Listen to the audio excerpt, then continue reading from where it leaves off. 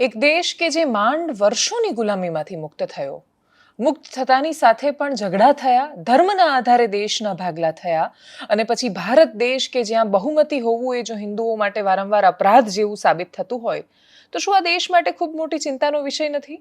નમસ્કાર, આપની સાથે હું દેવાંશી. કાશ્મીર એક એવું ભારતનું અવિભાજ્ય અને અભિન્ન અંગ રહ્યું છે જેને આપણે હંમેશા ભારતનો ખૂબ મહત્વનો હિસ્સો છે એવું કહીએ છીએ, ભારતનું માથું છે એવું કહીએ છીએ, પણ એ માથામાંથી વારંવાર એક સમુદાય વિશેષને, હિન્દુઓને વારંવાર એમના પર અત્યાચાર ગુજારીને મારીને ભગાડવામાં આવ્યા છે. દેશ આઝાદ થયો ત્યારે જે જગ્યાઓએ ખૂબ વધારે સમસ્યાઓ હતી, દેશની આઝાદીના આટલા વર્ષો પછી પણ, આટલી સરકારો બદલાવા પછી પણ, ક્યારેક સેક્યુલર સરકાર, ક્યારેક મુસ્લિમ તુષ્ટિકરણ વાળી સરકાર, તો ક્યારેક હિન્દુવાદી સરકારો બદલાઈ, સરકારની વિચારધારાઓ બદલાઈ, ક્યારેક કોઈ ડાબે ઊભું હતું, ક્યારેક કોઈ જમણે ઊભું છે, અત્યાચારો નથી બદલાયા.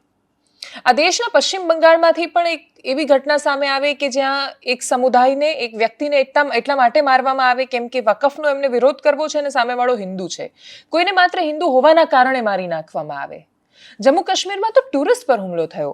પહેલગામના બૈસરણ ઘાટી વિસ્તારમાં ખૂબ બધા યાત્રિકો ગયા હતા. એમાં અલગ અલગ પ્રદેશના લોકો છે, રાજસ્થાનના છે, ગુજરાતના છે ને બાકીના બહુ બધા લોકો છે. અધિકારિક જ્યાં સુધી પુષ્ટિ સાથે આંકડો નથી આવતો ત્યાં સુધી કોઈ જ આંકડાઓ વિશે વાત એટલે નથી કરવી કેમ કે જેની પણ આજુબાજુના લોકો કાશ્મીરમાં ફરવા ગયા હોય એ લોકો પોતાના હૃદયનો ધબકાર ચૂકી જાય છે જ્યારે આવા સમાચાર સાંભળે છે ત્યારે. અને અતિશય દુર્ભાગ્યપૂર્ણ સમાચાર એ છે કે પ્રવાસીઓ પર હુમલો થયો.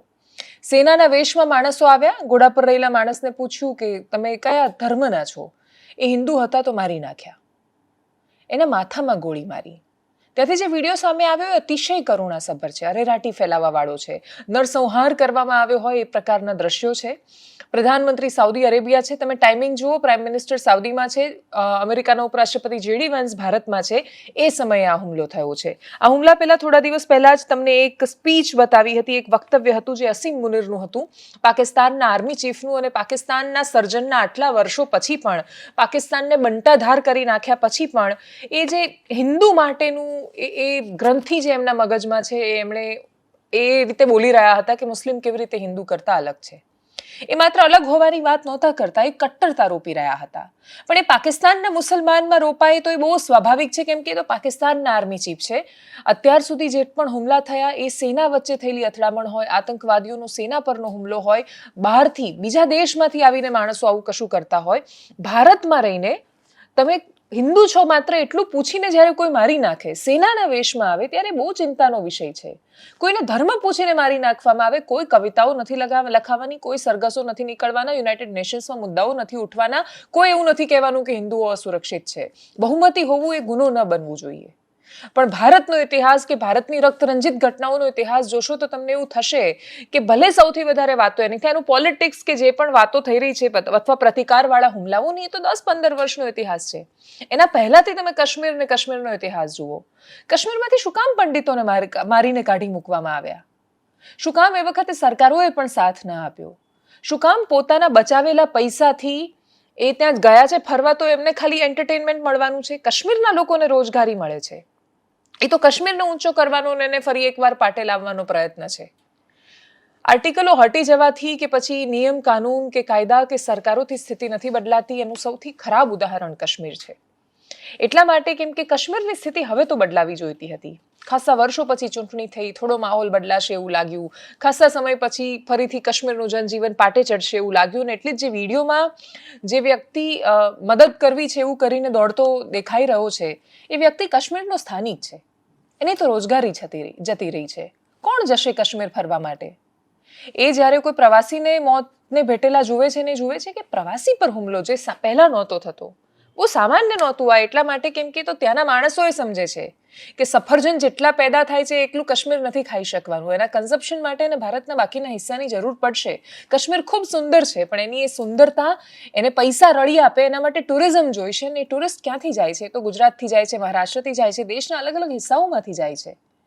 એ જ નહીં આવે તો કાશ્મીરમાં? આ માત્ર કાશ્મીરના પ્રવાસન કે પૈસાનો પ્રશ્ન નથી, આ ફરી એકવાર કાશ્મીર માટે બદલાતા માનસનો છે. માંડ લોકો સકારાત્મક થયા હતા વિચારતા, માંડ લોકો એવું વિચારતા હતા કે ત્યાં જવું એ સેફ છે. એ આખો દ્રષ્ટિકોણ અથવા અત્યાર સુધી બદલાવેલો માહોલ તોડવાની વાત છે. ગૃહમંત્રી સ્થળ પર જવા માટે નીકળી ગયા છે. પ્રધાનમંત્રીએ સાઉદી અરેબિયાથી ગૃહમંત્રી સાથે ફોન પર વાત કરી હતી. જમ્મુ કાશ્મીરના મુખ્યમંત્રી ઓમર અબ્દુલ્લાથી માંડીને બાકીના દરેક નેતાઓ જે જમ્મુ કાશ્મીર સાથે સીધી કે આડકતરી રીતે જોડાયેલા છે એ દરેક લોકોએ ટ્વિટર પર શોકા સંદેશ વ્યક્ત કરી લીધો છે.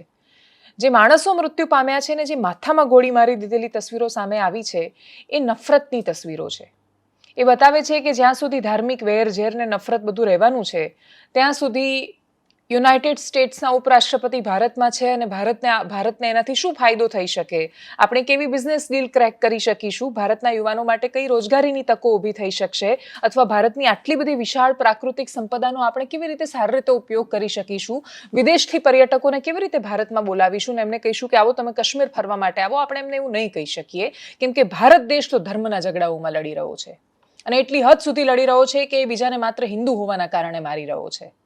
આ પ્રકારની દુર્ઘટનાઓ એ બંગાળ હોય કે કાશ્મીર જ્યાં સુધી સામે આવતી રહેશે ત્યાં સુધી ભારત અદ્ભુત વિકાસના આયામો સર કરી લેશે એ વાતની કોઈ શક્યતાઓ દેખાતી નથી. આગળ વાત કરીએ યુપીએસસીના પરિણામોની. યુપીએસસીના પરિણામો આવે એટલે જે ટોપ રેન્કર્સ હોય એ લોકોની સફળતાની કહાનીઓ અને કેટલાય ખાસ્સા સમયથી છોકરીઓ ટોપ કરી રહી છે એટલે એ છોકરીઓની કહાની. પ્રયાગરાજના એક દીકરીએ યુપીએસસીમાં આ વખતે ટોચ પર એ લોકો ટોપ પર આવ્યા છે. ફર્સ્ટ રેન્ક એમનો છે. ટોપ 30માં ગુજરાતના 3 સ્ટુડન્ટ છે. સ્પીપાએ લિસ્ટ જાહેર કર્યું છે પોતાના 26 ઉમેદવારોનું. પણ આજે યુપીએસસી કરતાં વધારે જીપીએસસીની ચર્ચા થઈ રહી છે. પરિણામ યુપીએસસીના છે તો જીપીએસસીની ચર્ચા શું કામ? એ ફોડ તમને પાડવો છે, છૂટી પાડવી છે આખી ઘટનાઓને. એક છોકરો કે જેમનો યુપીએસસીમાં 348મો રેન્ક છે એમણે જીપીએસસી પણ આપી હતી. જીપીએસસીની મેઇન્સમાં એમને 429 માર્ક હતા, જે જીપીએસસીની મેઇન્સમાં પણ ટોચમાં જેના માર્ક આવ્યા હોય એવા સારામાં સારા માર્ક હતા ને એટલે જીપીએસસીમાં પણ એ ટોપ 50માં આવવા જોઈએ, ટોપ 10માં આવવા જોઈએ એ પ્રકારનું પરિણામ સંભવતઃ આવી શકે. પણ એ જીપીએસસીમાં ફેલ થયા. મેઇન્સમાં 429 માર્ક્સ હતા તોય ન પાસ કરી શક્યા. કારણ શું? તો કે ઇન્ટરવ્યૂ 100 માર્કનો હોય ને એમને જીપીએસસીની પેનલે એમને 100માંથી 20 માર્ક આપ્યા. તમને એવો વિચાર આવે કે જીપીએસસી ક્યારથી 100માંથી 20 માર્ક આપતી થઈ ગઈ? જીપીએસસીની પેટર્ન તમને એકદમ ક્રિસ્પમાં સમજાવી છે. જીપીએસસી મોટાભાગે એવું માને છે, એવું માનતી આવી હતી, માને છે નહીં કે માત્ર એક દિવસ કે એક દિવસમાં મળેલી 20 મિનિટ નક્કી નહીં કરી શકે સામેવાળા માણસનો પોટેન્શિયલ. અને એટલે માણસ એ મેન્સ સુધી પહોંચ્યો છે, એણે લખ્યું છે, પોતાની જાતને સાબિત કરી છે. તો ઇન્ટરવ્યૂમાં એનું મૂલ્યાંકન થાય પણ એ મૂલ્યાંકનમાં અતિ ન થવું જોઈએ. અથવા પેનલમાં બેઠેલા જે કોઈ એક્સપર્ટ છે એ માણસને કદાચ કોઈ માણસ બહુ જ સારો લાગ્યો પોતાના ઓપિનિયન પ્રમાણે અને કોઈને બહુ જ ખરાબ લાગ્યો એ પ્રકારની સ્થિતિ પણ ન સર્જાવી જોઈએ. એટલે પેનલમાં બેઠેલા માણસોના વ્યક્તિગત અભિપ્રાયો સામેવાળા ઉમેદવારનું મૂલ્યાંકન કરવામાં વધારે પડતા હાવી ન થઈ જાય એના માટે જીપીએસસીએ પેટર્ન સેટ કરી રાખી હતી કે મોટા ભાગે એ 65 અને 35ના ગેપમાં માર્ક આપતા કે સૌથી વધારે તમે બહુ જ અદ્ભુત કે સરસ પરફોર્મ કરો તો મોટા ભાગે તમને 65-70 માર્ક આવે અને બહુ જ ખરાબ પરફોર્મ કરો તો તમારે 30થી ઓછા માર્ક ન આવે. એટલે તમારી ગેપ મોટા ભાગે 31-32% જેટલી રહે. આટલી ગેપ રહે તો બહુ વાંધો ન આવે કેમ કે તમે મેઇન્સ અને તમારા એની અંદર ઇન્ટરવ્યૂના માર્ક ઉમેરાશે. તમે બહુ જ સારું પરફોર્મ કરશો તો તમારે વધારે માર્ક્સ આવશે અને તમે બહુ જ ખરાબ પરફોર્મ કરી રહ્યા છો, તમારો એ દિવસે બહુ ખરાબ દિવસ હતો, કોઈ પણ ઘટના થઈ છે તો તમે સાવ ફેંકાઈ નહીં જાઓ. તમારો રેન્ક બદલાશે પણ તમે ફેંકાઈ નહીં જાઓ. જીપીએસસી આ વખતે જે મેઇન્સની એક્ઝામ હતી જીપીએસસી ક્લાસ 1-2ની એમાં જે પરિણામો આવ્યા, જે આ ઉદાહરણ યુપીએસસીના એક પાસ થનાર હવે બનવાવાળા અધિકારીનું છે કે સૌથી વધારે માર્ક્સ જીપીએસસી આપ્યા 92. 100માંથી 92 માર્ક્સને લાયક એક વિદ્યાર્થીની, એક ઉમેદવાર જીપીએસસીને લાગ્યા.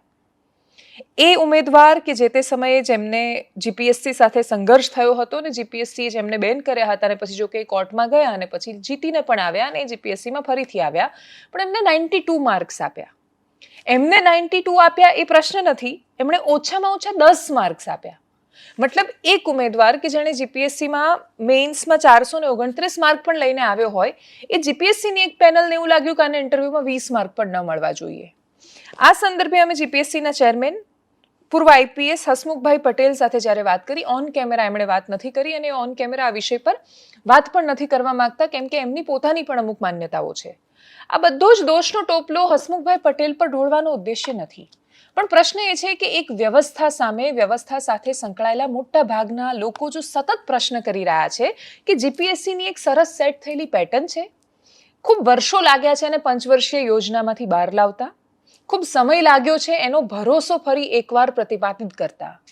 એક આખી ઇકોસિસ્ટમ બની છે ગુજરાતમાં કે જીપીએસસી પર અનેક છોકરાઓ ભરોસો કરે છે ને એવું માને છે કે એની જો ક્ષમતા છે, એ મહેનત કરે છે તો જીપીએસસી એને તક આપે છે. જીપીએસસી બીજું કશું જ નથી કરતી, જીપીએસસી તક આપે છે માણસને. ડૉક્ટર દિનેશ દાસાના સમયમાં એક આખી વ્યવસ્થા બહુ જ સુવ્યવસ્થિત રીતે ગોઠવાઈ. છોકરાઓ જે ભરોસો કરતા હતા, તમે આજે પણ જ્યારે ડૉક્ટર દાસાનું નામ લો ત્યારે એમની આંખોમાં જે સન્માનની લાગણી આવે છે એ મેં અનેક વાર એ છોકરાઓની આંખોમાં જોઈ છે. એ સમય બહુ ખરાબ હતો જ્યારે જીપીએસસી બહુ જ સારું પ્રદર્શન કરી રહી હતી, કેમ કે એક બાજુ બિન સચિવાલયનું આંદોલન, એક બાજુ એલઆરડીનું પેપર ફૂટે, એક પછી એક પેપરો ફૂટતા જાય ને એની વચ્ચે એક એવી વ્યવસ્થા જેના પર હજારો છોકરાઓ ભરોસો કરતા હોય અને બધા અધ્યક્ષોને ઉદાહરણ આપતા હોય. એવા સમયમાં ડૉક્ટર દાસા જ્યારે જીપીએસસીમાંથી એમનો જવાનો સમય થઈ રહ્યો હતો ને એ જ વખતે આશા પોલીસ ભરતી બોર્ડમાં જાગી હતી આઈપીએસ હસમુખ પટેલ પાસેથી. એમણે પેપર કડક કર્યા, એમની થોડી ટીકા થઈ, પણ એ સિવાય પણ એમણે એ પારદર્શિતા અને ભરોસો જાળવી રાખ્યો. હસમુખભાઈ પટેલ જ્યારે ફરી એકવાર એ જીપીએસસીમાં જ્યારે આવ્યા, જીપીએસસીમાં વચ્ચે નલિન ઉપાધ્યાયનો સમય આવ્યો ને એના પછી હસમુખભાઈ પટેલ આવ્યા ત્યારે ખૂબ પ્રેમથી અને ઉમળકાથી જે ઉમેદવારો હતા, જે સ્પર્ધકો હતા, એમને આવકાર્યા, એમણે સ્વીકાર્યા, એમણે ભરોસો કર્યો કે પારદર્શી અને પ્રામાણિક વ્યક્તિ જ્યારે વ્યવસ્થામાં આવે છે ત્યારે એ વ્યવસ્થાને વધારે અદ્ભુત અને મજબૂત બનાવી શકે છે. પણ એ વ્યવસ્થાને જ્યારે તમે સતત આમ સાવ બદલી જ નાખો અને એ બદલેલી વ્યવસ્થામાં તમે એવું માનો કે ઉમેદવારો જે કહી રહ્યા છે એનું કોઈ ખાસ વિશેષ પ્રતિભાવનું મૂલ્ય નથી, તો સમસ્યાઓ પેદા થાય છે અને એ સમસ્યાઓ જીપીએસસી પર ભરોસો તૂટવાની છે. હસમુખભાઈ પટેલ કોઈ પક્ષપાત સાથે નિર્ણય આપતા હશે એ વાત મને કોઈ ઊંઘમાંથી ઉઠાડીને કે તો પણ હું ન માનું. એટલા માટે કેમ કે જેટલા લોકોએ પણ એમની સાથે કલાકો સુધી સંવાદ કર્યો છે એ બધાને ખબર છે કે એમની નિષ્પક્ષતા કે પ્રામાણિકતા પર તમે પ્રશ્ન નથી ઊભો કરી શકતા. પણ એમના પૂર્વાગ્રહો જો આ વ્યવસ્થામાં આડે આવી રહ્યા છે તો શું એ આના પર ફરીથી વિચાર કરશે? જવાબ એમનો મોટા ભાગે ના છે. જીપીએસસીની વ્યવસ્થા શું છે કે તમારી પાસે 3 બોર્ડ છે, 3 મેમ્બર, ચેરમેન અને 2 મેમ્બરના. એ તમારું નસીબ. જો તમારે હસમુખભાઈનું બોર્ડ આવ્યું અને એના પેનલ એક્સપર્ટે તમને ઇન્ટરવ્યુમાં પ્રશ્નો પૂછ્યા તો તમારે કાં તો 92 આવશે ને કાં તો 10 આવશે. બે અતિની વચ્ચેની વ્યવસ્થાઓ મોટાભાગે રહેતી નથી. પણ એની સામે બાકીના જે બોર્ડવાળા છે એ એવરેજ જાળવી રાખે છે. એટલે પ્રોબ્લેમ શું થાય છે કે બીજા બોર્ડમાં જઈને કોઈ અદ્ભુતમાં અદ્ભુત પરફોર્મ કેમ ન કરે, એને 90 ઉપર માર્ક્સ આપતા નથી અને એ બોર્ડમાં ગયેલા માણસને કોઈ 30ની નીચે માર્ક નથી આપી રહ્યું. જ્યારે અહીંયા 92 મળી રહ્યા છે ને 10 મળી રહ્યા છે, એ છોકરાનું શું વાંક કે એને હસમુખભાઈનું બોર્ડ આવ્યું? આ પ્રશ્ન પૂછતા અને આ પ્રશ્ન આખો વિસ્તારથી સમજાવતા જેમણે જીપીએસસી આપી છે, જેમાંથી મોટા ભાગના લોકો અત્યારે કોઈ ને કોઈ જગ્યાએ નોકરી કરી રહ્યા છે, સરકારી વ્યવસ્થામાં છે, એ બધાની ફરિયાદ એ હતી કે અમે જો એવું કહીએ કે અમે આ ડિપાર્ટમેન્ટમાંથી છીએ કે આ જગ્યાએથી છીએ તો અમને પહેલેથી જ જજ કરી દેવામાં આવે છે કે કાં તો આ માણસો કરપ્ટ હશે. એવા કમ્યુનિકેશન સ્કિલના આધાર પર માત્ર તમે 20 મિનિટ કરેલા સંવાદના અંતે તમને એવું લાગ્યું કે આ માણસ ખૂબ પ્રામાણિક જ હશે, એ મહાત્મા ગાંધીના 4 વાક્યો બહુ જ સરસ રીતે કોઈ માણસ વ્યક્ત કરે છે તો એનાથી એ પ્રામાણિક સાબિત નથી થઈ જતો. તમે 20 મિનિટના સંવાદથી માણસોને જજ નથી કરી શકતા. એ આજની દુનિયાની હકીકત અને વાસ્તવિકતા છે. જીપીએસસીના જે માણસો છે એમની કાર્યદક્ષતા કે એમની નિષ્ઠા પર કોઈને પ્રશ્ન નથી, પણ વ્યવસ્થા પર પ્રશ્ન છે. અને એ પ્રશ્ન એ લોકો કરી રહ્યા છે જે જીપીએસસીની સામે પોતાને એમની સાથે અન્યાય થયો એવું મહેસૂસ કરી રહ્યા છે. જેમને એવું લાગ્યું કે એમની સાથે અન્યાય થયો એવા ઘણા બધા લોકો સાથે અમે વાત કરી. એ લોકો પોતાનો ચહેરો બતાવવા માટે તૈયાર નહોતા, કેમ કે એમને ડર છે કે એ જીપીએસસીની ટીકા કરે અને પછી એમને ઇન્ટરવ્યુમાં જવાનું થાય તો કદાચ જીપીએસસી ફરી એકવાર એમને ફેલ કરશે. એમાંથી મોટા ભાગના લોકો એવા છે કે જેમણે મેઇન્સમાં બહુ જ અદ્ભુત પરફોર્મન્સ આપ્યું છે અને મેઇન્સમાં ખૂબ સારું પરફોર્મ કર્યા પછી એ સમહાવ જીપીએસસી પાસ નથી કરી શક્યા. એમાંથી એક ઉદાહરણ આજે એ છે કે એ વ્યક્તિ જો લાયક ન હોત તો યુપીએસસીમાં 348માં રેન્ક પર એ ન પહોંચત. કાં તો આઈપીએસ કાં તો આઈએફએસ અધિકારી એ બનવા જઈ રહ્યા છે વ્યક્તિ જેમને જીપીએસસી ઇન્ટરવ્યુમાં 20 માર્ક્સ આપીને ફેલ કર્યા છે. સવાલ એ એક વ્યક્તિને 20 માર્ક મળવાનો નથી, એવા અનેક છોકરાઓને એવું લાગવાનો છે કે જીપીએસસી એમની સાથે અન્યાય કરી રહ્યું છે. આનો સાચો જવાબ જીપીએસસી અને એના અધ્યક્ષ આપી શકે છે કે અન્યાય કરી રહ્યા છે કે ન્યાય. કેમ કે કદાચ એવું હોઈ શકે કે એ માણસ, કેમ કે હસમુખભાઈનું એવું કહેવું છે, જે ખાસા ઉમેદવારોએ પણ એમની સાથે સંવાદ કર્યો, જે માણસો એમની સાથે વાત કરી કે ભાઈ જેને મેં 20 માર્ક આપ્યા છે તો 20ને એ લાયક નહોતા, પણ આ તો આપવા પડે એટલે આપ્યા છે. પણ એ જજમેન્ટ એ કયા એવા મુદ્દાઓ, મેં પણ એમને પૂછવાનો પ્રયત્ન કર્યો હતો કે કયા એવા મુદ્દાઓ છે કે જે ધ્યાનમાં રાખવા જોઈએ. હસમુખભાઈનું જે વર્ઝન છે એ પણ બહુ જ મહત્વનું છે, કેમ કે એ કહી રહ્યા છે કે છોકરાઓ કોચિંગમાં તૈયાર કરેલા અને કોચિંગમાં રટ્ટો મરાયેલા અને આમ બ્લુ કલરનું પેન્ટ હોય, વ્હાઇટ કલરનો શર્ટ હોય, ચોક્કસ જવાબો હોય, એ પોતાની એમની ઇન્ટિગ્રિટીને બાકી બધું જવા દો, ક્રિએટિવિટી પણ નથી હોતી, ખૂબ રટ્ટા મારેલા પ્રશ્નો હોય છે. એમને એમની ઇન્ટિગ્રિટી માટે પ્રશ્ન કરવામાં આવે તો બહુ ટિપિકલ જવાબ કે મોટા ભાગના સરખા જ જવાબો આપે કે તમે કેવી રીતે તમારી પ્રામાણિકતા સાબિત કરી હતી, તો કે એકવાર પૈસા પડી ગયા હતા આગળવાળા ભાઈના, એને 100 રૂપિયા મેં પાછા આપ્યા હતા, અથવા અમને હોટલવાળાએ ભૂલથી વધારે પૈસા આપ્યા તો અમે એને પાછા આપ્યા. અને એ ક્રિએટિવ પણ નથી. એટલે કેવી પત્ની જોઈએ છે એવો પ્રશ્ન એક ઉમેદવારને પૂછવામાં આવ્યો તો એમાં એણે એક ટિપિકલ જે તમને કોઈ પણ કોચિંગ ક્લાસમાં જાઓ ને શીખવાડે એ પ્રકારના જવાબો આપ્યા. હસમુખભાઈનું કહેવું છે કે કોચિંગ ક્લાસ બધા જ માણસો એફોર્ડ નથી કરી શકતા, અને એટલે જ પોતે પોતાની રીતે ખૂબ સરસ રીતે જવાબ આપી શકે, વ્યક્ત થઈ શકે એવા ગામડાના માણસો છે, એમને અવકાશ નથી મળતો આ વ્યવસ્થામાં, એ લોકો પાછળ રહી જાય છે. હસમુખભાઈનું એ વર્ઝન સાચું, અને જો એ સાચું હોય તો બાકીના 2 બોર્ડ જો એ લાગુ કરે કે એ પણ 90 ને 10 માર્ક આપે તો કદાચ આ સમસ્યા સોલ્વ થાય. કેમ કે છોકરાઓને એવું ન લાગવું જોઈએ કે ખૂબ મહેનત કર્યા પછી એમના નસીબમાં હસમુખભાઈનું બોર્ડ આવ્યું ને એટલે એ ફેલ થયા. કેમ કે એમાંથી મોટા ભાગના લોકોને એવું લાગે છે કે એક મેડમ અને એક સરે, 2 લોકોનું જે બોર્ડ છે, 2 સભ્યોનું બાકીના, એમનું બોર્ડ આવ્યું હોત તો કદાચ એ આ વખતે જીપીએસસીના લિસ્ટમાં હોત, મેરિટ લિસ્ટમાં. એટલે બંનેને જ્યારે તમે ખૂબ ધ્યાનથી સાંભળો તો એવું લાગે કે બંનેમાંથી એક પણના મુદ્દાને તમે નજરઅંદાજ કરી શકો એમ નથી. હસમુખભાઈ પ્રયત્ન કરી રહ્યા છે વર્ષોથી ચાલી આવી રહેલી એક બીબાઢાળ ઇન્ટરવ્યૂની પદ્ધતિને બદલવાનો. છોકરાઓ એના માટે તૈયાર જ નથી. એમને ખબર પણ નથી કે શું કરે કે જેથી ઇન્ટરવ્યૂમાં એમને સારા માર્ક આવે. અને જેવા છો એવા રહો એ પ્રકારનું આપણે ત્યાં કલ્ચર હજી સેટ નથી થયું. આ કલ્ચર સેટ કરવાનો જે પ્રયત્ન છે એને તમે નકારી શકો એમ નથી જે હસમુખભાઈ કરી રહ્યા છે. તો બીજી બાજુ છોકરાની ફરિયાદોને પણ નકારી શકો એમ નથી. એસ્પિરન્ટ શું કહી રહ્યા છે જીપીએસસીના, સાંભળીએ એમને સંક્ષિપ્તમાં. જીપીસીના જે જૂની એડવર્ટાઇઝમેન્ટ અને જ્યારે જૂના ચેરમેનશ્રી હતા તો એમના સમયે જે ડિફરન્સ હતો એ લોએસ્ટ 25% લઈ અને હાઈએસ્ટ 34% સુધી જોવા મળે છે જે માર્ક્સમાં વેરિએશન આવે. હાલમાં જ્યારે નવા ચેરમેનશ્રી આવ્યા તો સૌપ્રથમ જ્યારે ટીડીઓ ટ્રાઇબલ ડેવલપમેન્ટની જે ભરતી હતી તો એમાં એમણે લોએસ્ટ 13 માર્ક્સ આપ્યા અને હાઈએસ્ટ 75 માર્ક્સ આપ્યા. એના પછી જેટલા પણ રિઝલ્ટ આવ્યા તો એમનું માર્જિન પણ વધતું ગયું લોએસ્ટ અને હાઈએસ્ટનું. સૌથી છેલ્લે જે નર્સિંગ ઓફિસરની એક્ઝામનું ફાઇનલ રિઝલ્ટ આવ્યું ત્યારે ઇન્ટરવ્યૂમાં લોએસ્ટ 100માંથી 5 માર્ક્સ આપેલા છે, જ્યારે હાઈએસ્ટને 100માંથી 96 માર્ક્સ આપેલા છે. એટલે આવું પહેલી વાર બન્યું છે કે વધારે આટલું મોટું વેરિએશન આવ્યું, આવું પહેલી વખત બન્યું. ઇન્ટરવ્યૂમાં લગભગ કેન્ડિડેટનું ઇન્ટરવ્યૂ 15 મિનિટથી લઈ અને 30 મિનિટ કે કોઈનું 40 મિનિટ સુધી ચાલતું હોય.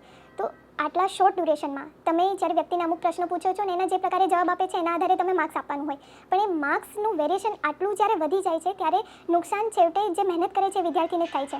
જેમ કે વહીવટી સેવાનું જે રિઝલ્ટ આવ્યું છે તો જેમાં હાઈએસ્ટ 92 માર્ક્સ છે, તો એ પરિણામમાં એ જોવા મળે છે કે જે કેન્ડિડેટે મેઇન્સની એક્ઝામમાં જેણે 430 માર્ક્સ લાવ્યા હોય, 400 જીએસના સબ્જેક્ટ એવા હોય કે જેમાં તમારે માર્ક્સ ઇમ્પ્રૂવ કરવા હોય તો તમારે વર્ષોની મહેનત લાગતી હોય, ત્યારે થોડા માર્ક્સ તમારે ઇમ્પ્રૂવ થતા હોય.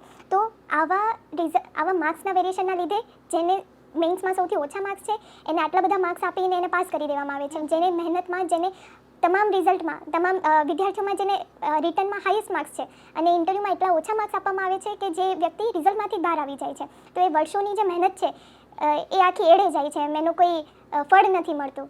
સૌથી પહેલાં શરૂઆત એ કરીશ કે એઝ અ યુથ જ્યારે અમે જીપીએસસીની તૈયારીઓ કરતા હોઈએ છીએ તો અમારી જિંદગીના ક્રુશિયલ વર્ષો આ તૈયારી પાછળ આપતા હોઈએ છીએ.